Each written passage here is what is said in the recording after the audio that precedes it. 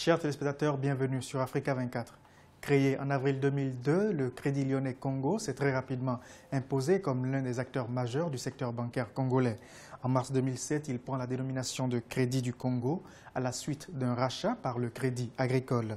En septembre 2009, la banque est rachetée par le groupe marocain Attijari Wafa Bank. Nous recevons aujourd'hui dans ce numéro de décryptage le directeur général de Crédit du Congo, Mohamed Mejba. Depuis quand êtes-vous installé au Congo-Brazzaville? Le groupe Attijari Wafa Bank a acquis 91% du capital du Crédit du Congo en 2009. Moi, personnellement, je suis installé depuis 2010. J'occupe le poste de directeur général depuis 7 ans.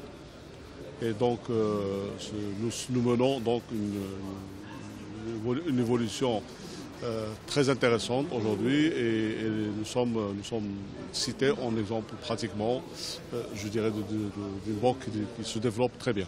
S'installer dans un pays comme le Congo n'a certainement pas été facile. Quels sont les obstacles rencontrés sur le terrain? Au départ, parce que lorsque nous avons acquis la banque Crédit du Congo, cette banque était une banque dédiée exclusivement pratiquement à la clientèle corporate, c'est-à-dire les grandes multinationales. Et donc transformer cette banque en banque universelle, c'est-à-dire qui s'adresse à tous les segments de la clientèle, n'a pas été facile au départ. Donc la première action, c'était d'abord d'ouvrir le réseau, parce qu'on n'avait que 2 agences. Alors maintenant, on en a 19 et dans notre plan d'action de cette année, nous allons ouvrir 4 nouvelles agences. Donc nous portons le réseau à 23 agences avant la fin de l'année. Donc deuxièmement, nous avons formé nos équipes commerciales pour s'adresser à d'autres segments de la clientèle, notamment la PME, la clientèle PME, qui était pratiquement absente de notre portefeuille commercial. Aujourd'hui, elle représente une part importante dans notre portefeuille et une action, il y a carrément une direction qui a été créée pour cette clientèle. Et puis le marché des particuliers, bien entendu, le marché des particuliers sur lequel nous ouvrons. Nous avons lancé, juste après l'installation, donc en 2010, nous avons lancé un nouveau produit de crédit à la consommation qui s'appelle Noki Noki. Noki Noki en langue congolaise, ça veut dire vite vite. Donc ce crédit, c'est-à-dire que nous nous engageons à autoriser et à débloquer le crédit en moins de 48 heures. Et donc ça marche très très bien, ça a été précurseur d'un développement extraordinaire du marché du crédit à la clientèle dans tout le pays. Toutes les banques nous ont suivis et aujourd'hui nous sommes cités en leader, en exemple, je dirais, en termes d'innovation, en termes de développement commercial et en termes de création de nouveaux produits. Quelle stratégie avez-vous mise en place pour le financement des PME? Nous n'avons aucun prérequis pour le financement de la PME. Cependant, nous nous heurtons dans la pratique au manque de diversification de l'économie congolaise.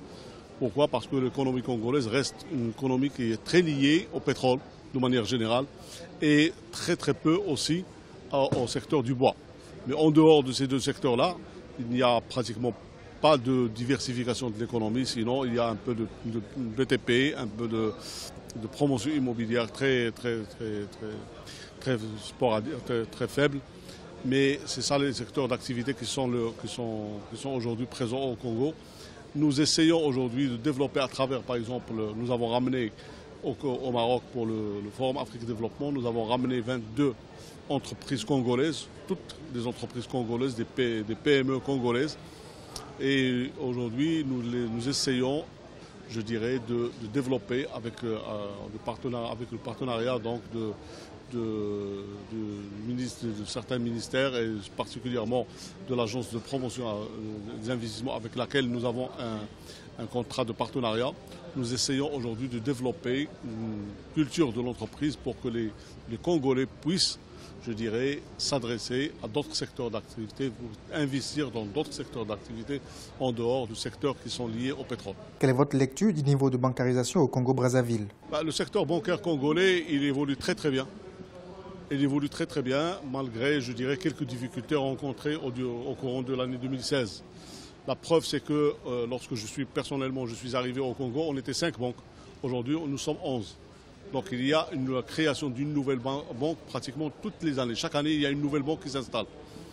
Voilà une preuve concrète et réelle du développement du secteur bancaire. Bon, maintenant, bien entendu, le secteur bancaire a été frappé, comme toute l'économie du pays, par la baisse du prix du pétrole et la baisse des investissements dans le secteur pétrolier, de manière générale, par les grandes multinationales qui opèrent dans le pays. Alors, nous avons, mais cependant, je crois qu'il y a des actions qui sont entreprises par le gouvernement qui commencent à donner leurs résultats. Et il va y avoir certainement d'autres actions à mettre en place donc, au cours de l'année 2017 pour, je dirais, développer l'économie et surtout diversifier l'économie. Il y a une place toute particulière qui est réservée à l'agriculture par son Excellence, le Président de la République, et par le gouvernement congolais, pour justement développer le secteur agricole, surtout que tous les ingrédients sont là. Le soleil est là, la pluie est là, la terre est très fertile. Bon, maintenant, il n'y a jamais eu vraiment de volonté. Maintenant, c'est l'occasion. Il y a une volonté de développer le secteur agricole. Nous participerons certainement au financement de certaines implantations et nous essayons aujourd'hui, avec le concours, avec le soutien du gouvernement, je dirais, de faire venir des investisseurs de l'étranger, notamment du Maroc, parce que le Maroc est un pays agricole, hein, il ne faut jamais l'oublier, c'est un pays agricole. Nous essayerons, il est prévu justement un déplacement au Maroc entre le mois d'avril et le mois de mai,